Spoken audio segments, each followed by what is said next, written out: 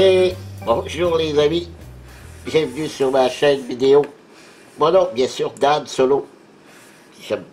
Je manipule ici mon petit Dark Vader miniature, mon petit logo de ma chaîne.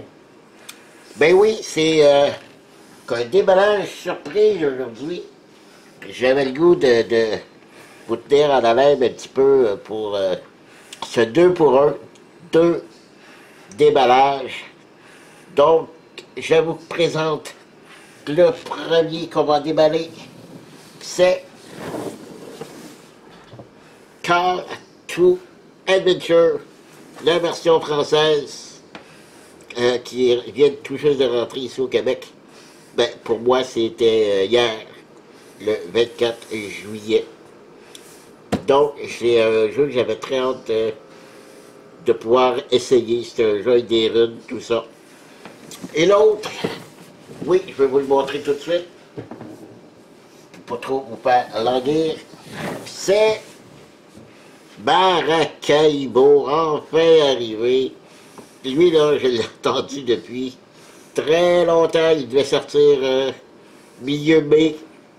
Ensuite, ça a été reporté fin juin. Ensuite, ça a été reporté au 24 juillet. Et oui, puis hier, il était maintenant disponible. Donc, c'est les deux que j'ai reçus. Et c'est là que j'ai dit, bon, on va faire un double déballage surprise. Donc, voilà. Je vais commencer avec Call to Adventure pour le déballage. Puis ensuite, je vais venir avec lui. Je vais noter dans la vidéo à quel moment, si vous voulez voir seulement le déballage de Maracaibo, je vais vous noter le temps pour que vous puissiez vous rendre à combien de minutes pour commencer le visionnement du déballage de Maracaibo. C'est très pesant. Vous remarquerez qu'il n'y a pas de pellicule sur les deux jeux. Je les ai enlevés avant parce que je vais vous expliquer. Avec la pandémie, je sais que je les ai reçus aujourd'hui. Je sais qu'aujourd'hui, les deux jeux ont été manipulés par deux personnes. Alors, ce que j'ai fait en arrivant, la personne les a déposés sur ma table. J'ai pris des gants chirurgicaux que j'ai ici. Moi, j'ai pas le choix. Faut souvent que je me protège. Donc, j'ai pris des gants chirurgicaux, j'ai déballé le plastique, j'ai jeté le plastique à la poubelle avec mes gants. Donc, je sais que les jeux ne sont pas contaminés. Donc, c'est pour ça que la pellicule n'y est pas. Ben, soyez sûrs qu'ils sont neufs, que j'ai reçus aujourd'hui. Voilà, fait qu'on va commencer maintenant avec Call to Adventure, un jeu de cartes et de lancement, non pas de dés, mais de... Ah, je commence à aller trop vite, là. Je vais commencer par le début, on va commencer par vous présenter l'arrière de la boîte. C'est un jeu, créez votre héros, choisissez votre voie et accomplissez votre destin. C'est un jeu édité par la boîte de jeu en version française. C'est un jeu de 1 à 4 joueurs, 14 ans et plus, pour des parties d'environ 30 à 60 minutes. Et en avant, c'est un jeu de Chris et Johnny O'Neill. Ah, probablement des frères. Alors voilà. Belle boîte. J'aime beaucoup la couverture. Je vous dis tout de suite, c'est un jeu qui n'est pas très compliqué. La preuve ici, on a un livre de règles, je crois que c'est de 16 pages. Donc, c'est vraiment... Attention, j'ai dit c'est un jeu qui est simple, mais ça ne veut pas dire qu'il est facile. C'est pas la même chose. Simple à apprendre, simple à jouer, mais avec un bon niveau de difficulté. Alors voilà, c'est très bien expliqué ici. Toutes les sortes de runes Euh, vous allez retrouver dans la boîte la force, ici, la dextérité, la constitution, l'intelligence, la sagesse et le charisme. Ça va être les 6 sortes de runes qu'il y a dans la boîte. On a encore des exemples. Et à la fin, il y a la version solo.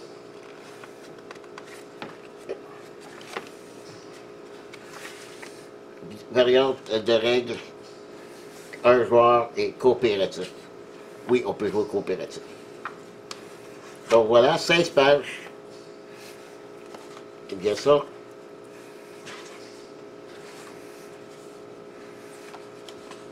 Oh non, même pas 13, 14 avec l'arrière, l'aide de jeu. OK. On continue. On a ici les plateaux de joueurs. Oui, regardez ça, un bel insert pour les runes. Les plateaux de joueurs, ben c'est... Écoutez, c'est pas du carton rigide. C'est un carton quand même assez mince. Ben, c'est pas... il n'y a pas de jeton... il va y avoir qu'un jeton qu'on va placer ici, qu'on va bouger de haut en bas. Ici, c'est un récapitulatif des runes. Ici, on va voir les cartes qu'on va mettre, c'est tout. Donc, c'est pas... ben, c'est pas un carton... Ensuite, dans la boîte. Oui, oui, oui. Les fameuses runes. Ici. Et les cartes ici. On va regarder ça après. Donc, les runes. J'avais hâte de les voir. Oh, c'est du plastique. C'est fini mât. Donc, c'est pas quelque chose qui glisse. Donc, on a ici des côtés, c'est un succès. Et de l'autre côté, 2 succès. Donc, il y a ça. J'avais celui-là ici. C'est celui-là qui va sur votre plateau. Ici. Qui va descendre de haut en bas. Je suis supposé d'avoir 4 pour 4 joueurs. C'est exact. Donc, vous avez aussi des runes noires qu'on peut acheter avec de l'expérience. Sauf que vous avez ça ici. Dès que vous avez ça, ça fait descendre le petit pion ici. Et c'est pas bon parce que ça descend trop bas. Et les autres sortes de runes. Bon. Voilà pour les runes. Je vais quand même faire assez vite parce que étant donné qu'il y a 2 déballages, si vous voulez tout voir, vous avez ici un petit pad pour marquer les points. Voilà. Ici, c'est les jetons d'expérience. Bon, selon ce que les différents déballages que j'ai vus et différentes parties que j'ai vues, il y avait une critique que c'était pas très beau. C'est même qu'on voit des petits choses de plastique qu'il va falloir, avec une exacto, retirer l'excédent de plastique autour. C'est vide. C'est comme si demain ce serait mieux qu'ils seraient collés un sur l'autre pour faire mieux, parce que là c'est côté vide, puis ça c'est sur le dessus. Ben je me dis, c'est mieux que d'avoir des petits cubes. Des petits cubes en bois. Fait que ça, au moins c'est en plastique. C'est quand même joli. C'est pas les cristaux les plus beaux. Mais ça fait le travail. Alors, je vais sortir les cartes. Vous avez des gros paquets de cartes. Ici. Puis je vais les déballer, les séparer, et vous montrer ça après, et je reviens. Voilà, on continue. J'ai étalé les cartes. Ça a dû... Ici, il y a un reflet, là, je m'excuse ici, là, je vais vous le montrer mieux que ça tantôt. C'est... tout a été mélangé dans les paquets quand je les ai ouverts, comme d'habitude, ben, des compagnies font. Je sais pas pourquoi, tout est mélangé. Donc, j'ai regroupé toutes les cartes. Ici, si vous voyez que paquet, ça ici, c'est des actes. Acte 1, 2 et 3. On va devoir passer chaque un des actes, mais pas tout le paquet. Généralement, c'est 3 cartes par acte qu'on doit accomplir. Et lorsqu'on a accompli les 3 actes, 3 de chacun, on va passer aux monstres qui sont ici. Il y en a 10 monstres. C'est pour ça, c'est parce qu'en coop, pas en coop, mais je veux dire, lorsqu'on joue un contre l'autre, ces cartes-là vont se retrouver dans leur paquet. Mais en solo ou en coop, on doit les enlever et ça devient notre adversaire. C'est pour ça ici en haut, c'est marqué adversaire. Donc, c'est des belles cartes ici, je veux dire. Ici, c'est le démon. Vous avez la sorcière, le grand maître, le chef de guerre, le tyran, le sorcier. On avait la sorcière, là on a le sorcier. Le cultiste fou, le cavalier sombre, le seigneur du mal, et on vient au loup. Il y en a 10 au total, donc on en pige un au hasard, ce qui fait une bonne rejouabilité. Et lorsqu'on pige, qu'on a pigé notre carte, notre adversaire, admettons, c'est le loup, ici on a un autre petit paquet de cartes qui va aller.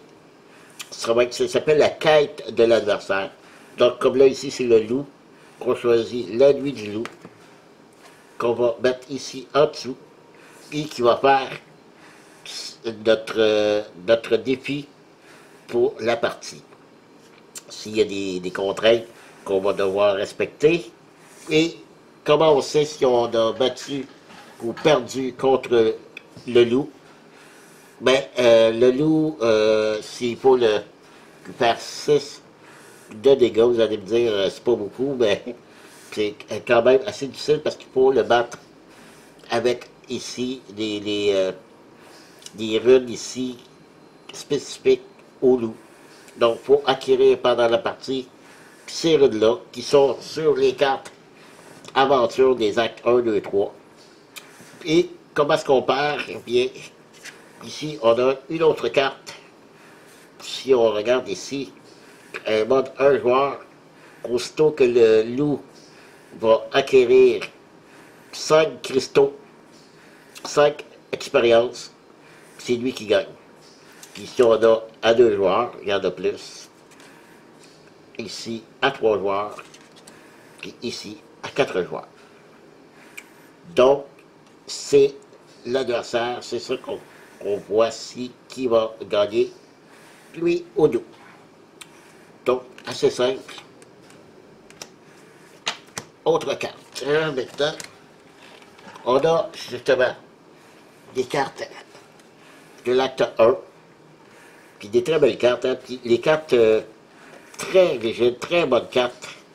C'est pas un fini protecteur, mais c'est un fini, on dirait, presque du plastique. Mais très bon, très belle qualité. Donc, comme ici, si on veut acquérir cette carte, il faudra réussir 4 et il faudra utiliser ces sortes de runes-là pour pouvoir le mettre. Puis, dans nos runes, nous avons tout le monde a 3 runes de base. Ok, mais c'est pas montré. Mais tout le monde a déjà, en partant 3 runes de base, on peut faire un maximum de 3 points. Pas plus.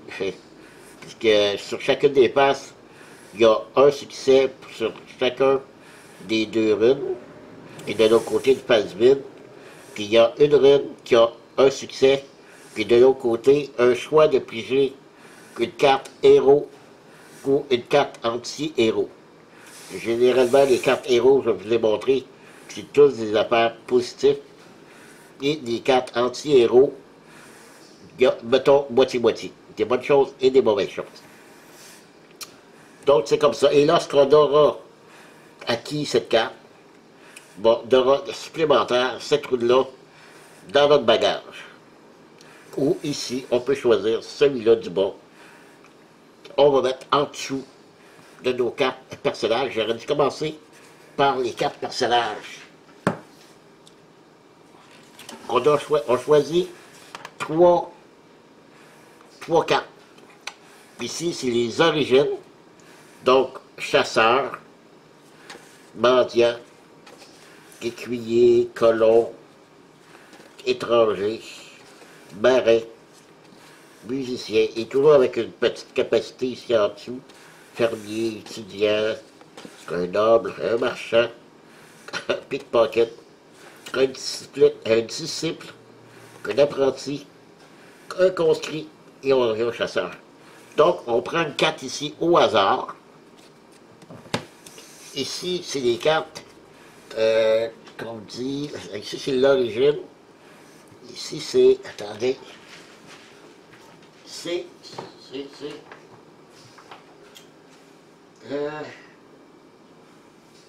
voyons, origine, les motivations.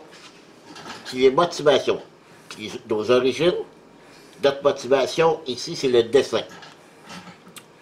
Donc, ici, on va aussi choisir une carte au hasard parmi ceux-là. Ici, le vagabond solitaire. Si, mettons, ici, on est un conscrit vagabond solitaire. Donc, tout ça va se mêler. Et ce qui fait la rejouabilité, c'est une de chaque. Il y en a 15 par paquet. Donc, à la prochaine partie, ce ne sera jamais les trois mêmes, ce qui est parfait. Donc là, avec Tenté par les ténèbres, Quêteur de vérité, Soif, Profondeur, je passe vite là. Ok, les cartes sont magnifiques. Voilà, ça c'est la motivation. Ici, c'est le dessin. Notre espèce de destin. Le maître éclairé, on devient un maître éclairé. Force des ténèbres. Héritier du trône. Voilà, c'est comme le but d'un dessin à accomplir. Voilà. Une fois qu'on a ces trois cartes-là, on va devoir faire les actes, comme je mentionnais, et pour chacune de nos cartes, on va pouvoir réussir 3 succès qui vont aller en dessous de nos cartes. Puis une fois qu'on a accompli ça, on peut affronter notre boss ici, notre monstre. Alors, dans les actes, c'est ça, je m'expliquais tantôt. Alors, il y en a plusieurs. Il y en a qui n'ont rien, c'est que ça dépend ici. Si vous êtes capable de réussir ça, vous la gagnez automatiquement.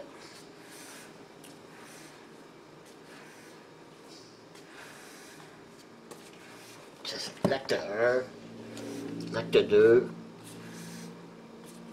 Les images, comme je dis, c'est de très belles images. L'acte 3.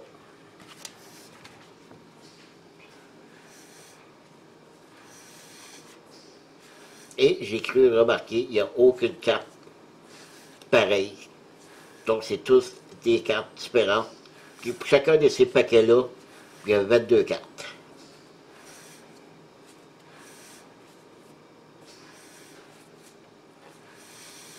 C'est sûr qu'ils sont plus difficiles. Faire 7 succès, mais n'oubliez pas qu'on gagne des nouvelles runes ici, des nouvelles runes ici.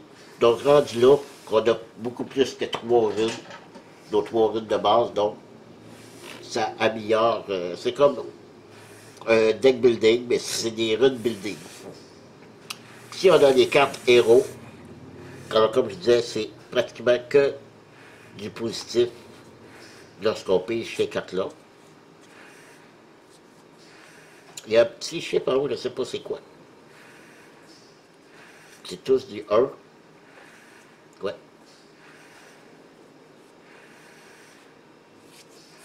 Et les anti-héros qu'ils appellent. On les voit, c'est un peu plus sombre.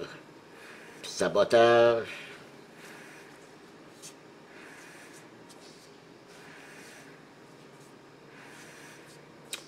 C'est pour ça que sur le plateau de joueur ici, je vous ai montré tantôt,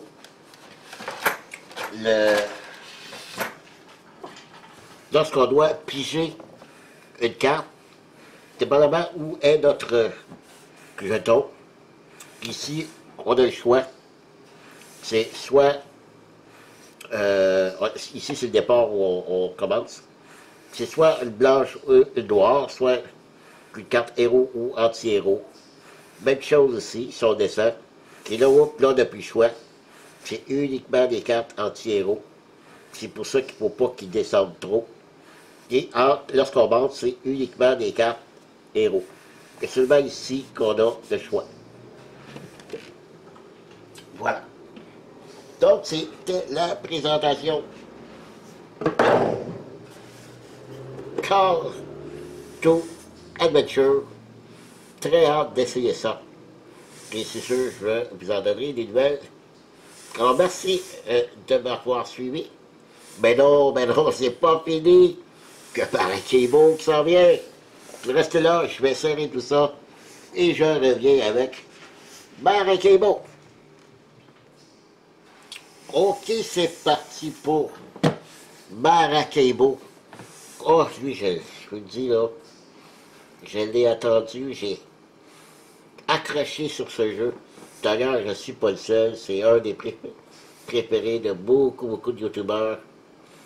Et il a gagné des prix, il est arrivé des fois à deuxième place, première place à différents palmarès.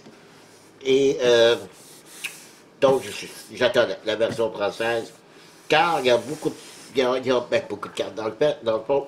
C'est qu'il y a un paquet de cartes aventure. C'est une espèce de legacy. C'est le premier jeu de Eurogame, de plateau, où il y a un peu de legacy. C'est que ça va modifier selon la progression, comme une campagne legacy. Première campagne pour un jeu euro, je vous dis, c'est une première, donc c'est ça qui rendait le jeu très intéressant. Et c'est pour ça que quand même les cartes du jeu de la campagne, c'est tout en anglais, donc j'attendais la version française. Un jeu de Alexander Pfister, Pfister. Je m'égale toujours les noms de ces gens-là, malheureusement, mais en tout cas, c'est un jeu édité par GameStop, la version anglaise, c'est parmi pauvres, la version française. Et on regarde l'arrière, c'est une boîte extrêmement lourde, beaucoup de jetons, beaucoup de bois, beaucoup de cartes. Donc, avec un immense plateau, c'est un jeu de 1 à 4 joueurs, 14 ans et plus, et 30 minutes par joueur. Je suis pas vraiment d'accord avec ça, parce que même en solo, c'est beaucoup plus que 30 minutes. Pas mal sûr. Alors, on ouvre ça. 40 fois, j'adore la boîte. Un beau pidi mort, glacé presque. Voilà. C'est un jeu qui n'est pas hyper complexe, mais qui demande quand même un certain niveau d'apprentissage. C'est un très gros, très grand livre de règles. J'aime pas trop le format. Je trouve ça, c'est comme lire la presse. Au Québec, on a un journal qui est immense. Je ne sais pas vous en France comment c'est.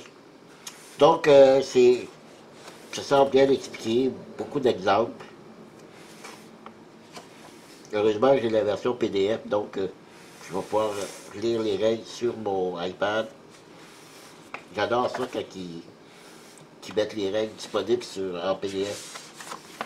Des fois, c'est pas l'éditeur lui-même, mais c'est un fan qui fait la traduction. En passant, merci à ceux-là qui font les traductions de règles. Voilà. C'est pas, comme je vous dis, c'est pas très compliqué. Il y a des vidéos de règles qui ont été faites, des sessions de jeu. Moi, je me réfère surtout à ces vidéos-là pour en apprendre un peu plus. Ensuite, je viens lire les règles. Voilà. 24 pages. C'est pas gros, 24, mais c'est quand même un grand livret, donc beaucoup de choses à lire quand même. Voilà. Là, ici, ben, malheureusement, il n'y a aucun insert. Donc, il va pouvoir séparer dans des petits sacs. Donc, moi, j'ai déjà commencé depuis environ un mois à imprimer sur mon imprimante 3D des l'insert. Donc, ça va déjà être prêt à être inséré dans mes petits, tous mes petites choses que j'ai imprimées. Des sacs, regarde, évidemment. Les jetons, on ne peut pas les montrer tout de suite. On va voir ça tout de suite.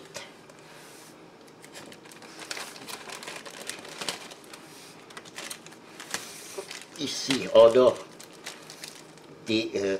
oui, c'est un qui est sale. Je sais pas ce qui a passé, mais là, ici, là. Oh! Je sais pas si ça a l'air de la colle. Ouais, ça se rendait facilement. OK.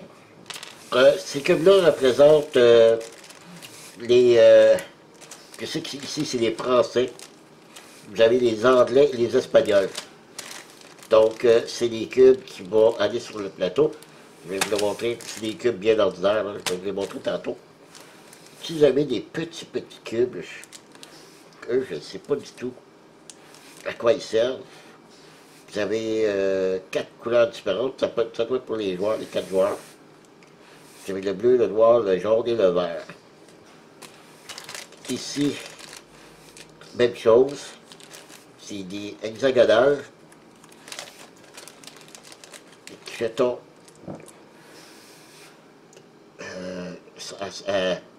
Donc, c'est 8 côtés. Octogonal. Ça doit être aussi pour les joueurs, peut-être pour...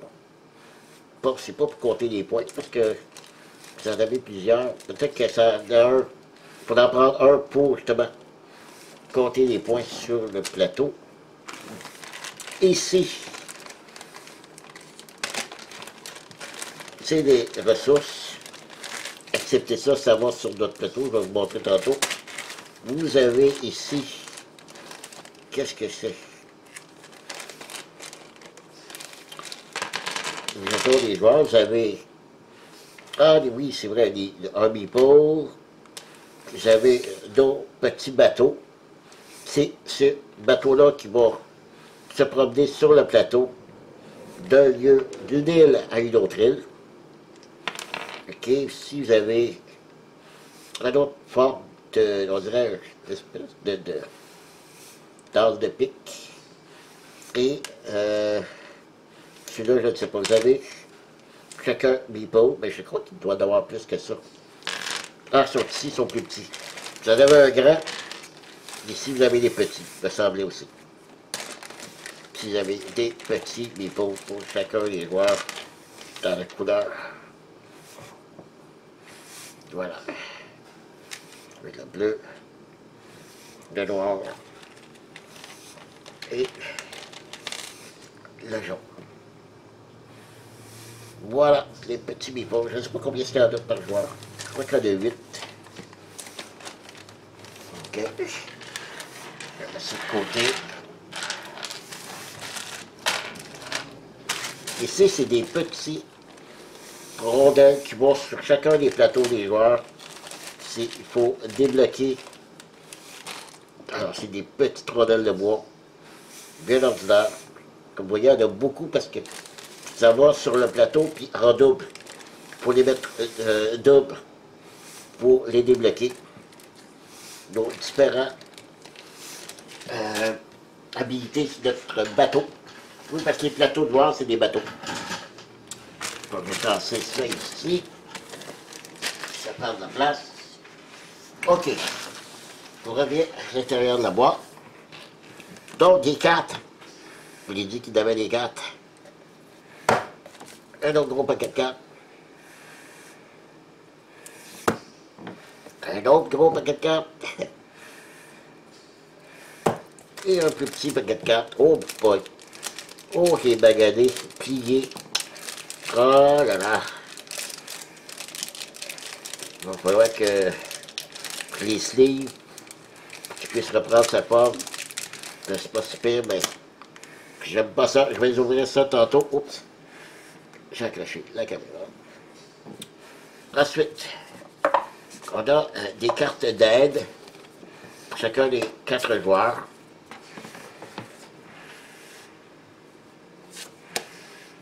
Et des choses qui expliquent pour les tuiles. C'est bien fait. Le déroulement d'un tour. Les combats. Voilà. Ça c'est parfait. Les cartes d'aide. Et ici on arrive dans les punchboards. Oh, ils sont tous pris ensemble. Je vais sortir tout ça. Ça va aller mieux. Ils sont tous pris ensemble. Ils vous avez le plateau de joueur. Le plateau, pas le plateau de joueur, le plateau de jeu. Je vais ouvrir tantôt. Voilà. Alors de quoi? De l'argent. Plateau de joueur. Est-ce qu'il y a 2 côtés? Non, il n'y a pas 2 côtés. Un seul côté. Et vous voyez les petits cercles ici? C'est là-dessus qu'on va déposer 2 petites rondelles de bois brun que je vous ai montré. Donc, lorsqu'on va avoir à mettre des marchandises sur le plateau, on va prendre de petits jetons pour le mettre sur le plateau. Et au fur et à mesure qu'on va mettre des jetons, on va débloquer des capacités ici de notre bateau. Et il y a des points de victoire attachés à tout ça. Voilà, ça c'est le plateau de joueur. Ensuite, nous avons des tuiles ici avec des numéros. Ça, ben, c'est le legacy. Selon les cartes d'aventure qu'on va avoir, il va nous demander de rajouter ça sur le plateau. Donc le plateau va devenir une espèce de plateau modulable où il va y avoir des changements sur le plateau par rapport à ces tuiles-là. Il y en a beaucoup. Ici, un deuxième plateau de joueur, des jetons. Ça, si les jetons sont dépassés, probablement dans l'eau point. Des tuiles sur là, je ne sais pas c'est quoi. J'ai quand même un petit bout, là. Vu que ça fait longtemps que j'attends le jeu. Je me souviens plus de mémoire tout ce que ça représente ici. Ça ici, un autre tuile pour modifier le plateau. Un autre plateau de joueur. De l'argent. Ça ici, c'est les contrats qu'on doit... attendez. Ouais, c'est les contrats qu'on peut remplir et ça donne des points de victoire aussi. Là aussi, c'est des tuiles modifiables. Vous voyez tous les petits cercles. C'est pour modifier le plateau. Et ici, c'est les combats. Oui, on va avoir des combats à faire. Donc, puis vous voyez les tuiles, ça nous le dit sur la petite carte, rajouter L17 sur le plateau. Et ça, c'est, comme je vous dis, c'est des tuiles de combat. Voilà. Je vais déployer le plateau et je vous reviens. Et voilà le plateau. Magnifique plateau. Un pili doux. Oui, il est grand, mais pas tant que ça. Vous voyez, il rentre presque tout dans la caméra. Comparé à d'autres, c'est pas si pire. Donc, c'est le chemin qu'on va se promener avec notre bateau pour faire différentes actions. Vous avez ici, en haut, la piste ici pour les Français espagnols et les anglais, où on va devoir, lorsqu'on va faire des combats, monter ici la progression, parce qu'il va y avoir des points à la fin, bien sûr. Ici, ça va être la piste d'argent, savoir où, combien d'argent qu'à chaque ronde en débutant on va gagner. Ici, ça va être une piste aussi à la fin, on va gagner des points de victoire. Des points de victoire qui vont se calculer autour du jeu, comme je le pensais. Et puis, voilà. Ce sera un gros ici. Il y a, dans le bas ici, là, vous ne voyez pas, peut-être pas bien, mais il y a, c'est ici qui va aller notre gros meeple que je vous avais montré. C'est ici qui va sur une aventure où, là aussi, il va gagner des bonus si on le fait avancer. J'ai déballé les cartes. Parce qu'en même temps, j'ai dit, il va y avoir peut-être mêlée, oui. Il y en a même beaucoup de mêlées. Et donc, j'ai dû regrouper les cartes. Les principales cartes qu'on va avoir dans le jeu, il y en a 157 cartes de ce type-là. Il y a deux couleurs. Qu'il faut, je ne sais pas lesquelles qu'il faut prendre. Pourquoi est-ce qu'il y a deux couleurs dans le jeu, je ne sais pas. Il faut les différencier. Seulement bien, c'est la petite corde autour. OK. Si elle est brune, ici elle est beige. Ça se distingue très très très bien. Si vous regardez comme il faut, là, brun et beige. Donc on sait dans quel paquet ils vont. Je ne sais pas si ça se mélange ou ici, rendu à une telle étape, on va piger dans un paquet et non pas dans celui-là. Je ne sais pas. Et là aussi, c'est les cartes. Donc, je les ai montrées pas tous. Ici, vous avez le coût de la carte, il faut les payer. Vous avez des points de victoire. Vous avez aussi des... attendez des stats. Je reviens. Bon, ça a été coupé, je m'excuse. Donc, je disais que 157 cartes, je ne les montrerai pas tous. Donc, j'ai commencé à vous décrire la carte, le coût de la carte, les points de victoire. Vous avez des ressources ici, que à des endroits, vous pourrez défausser la carte pour pouvoir mettre les petites rondelles brunes que je vous ai montrées. Et ici, si vous achetez la carte, vous avez des capacités ici. Donc, elles servent à différentes manières. Même le personnage aussi va servir. Les cartes sont superbes. Il y en a, c'est des personnages, des bâtisses. Ici, c'est le port majeur, le missionnaire. Donc, il y en a beaucoup, là. Magnifique bateau ici, avant. Des bâtisses, des personnages. Il y en a, il y en a, il y en a. Oui, il y en a des pareils, c'est sûr. Mais je ne sais pas si les pareils, comme ces deux-là, c'est pareil. Mais ils n'ont pas la même chose. Voyez-vous, ici, c'est 2 points de victoire, 3 pièces d'argent. Ici, c'est pas les mêmes ressources. C'est pas le même montant à payer. C'est seulement le personnage autochtone, mais le reste est différent. Même chose ici pour les cartes brunes. Toujours un prix à payer pour l'acheter. Ou si on la défonce pour les ressources. Voilà. Oh. Très très très beau.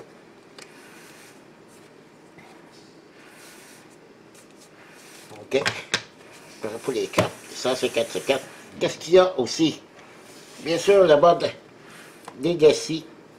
Des cartes numérotées de 1 à 99.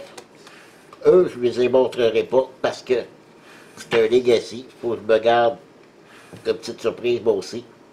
Ça, c'est le début.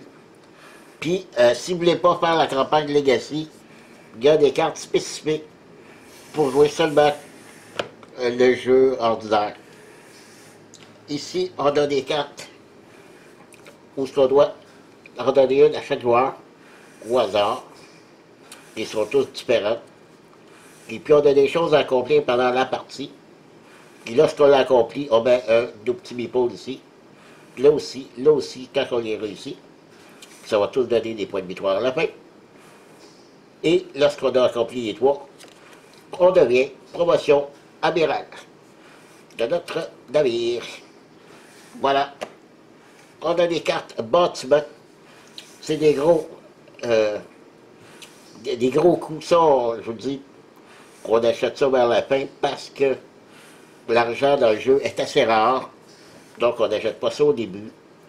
Mais c'est une grosse machine à points. Vous voyez, c'est tous des points d'interrogation. Parce que c'est selon ici, ce que vous avez accumulé va vous donner des points.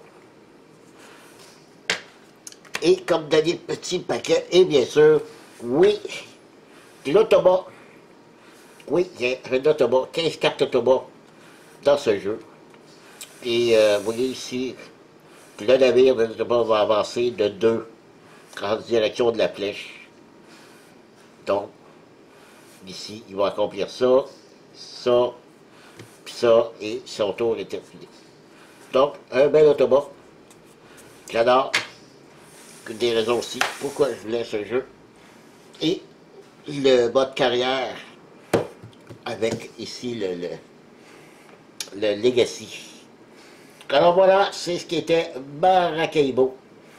Un jeu que j'ai excessivement hâte d'essayer. Probablement un petit retour là-dessus que je vous dévoilerai.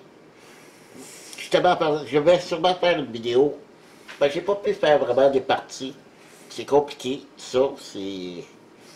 Mais ce que je veux faire, c'est de tous les jeux que j'ai déballés, ben pas tout là, peut-être les 10 derniers jeux que j'ai déballés, et que j'ai pas fait de session de jeu en filmé, je vais faire une vidéo pour vous donner mon point de vue sur chacun de ces jeux-là. Si j'ai aimé, les points pour, les points contre. Donc ça devrait venir sous peu, ça aussi. Alors voilà, merci si vous avez resté jusqu'au bout. Merci beaucoup. Alors je vous dis à la prochaine. Bye bye.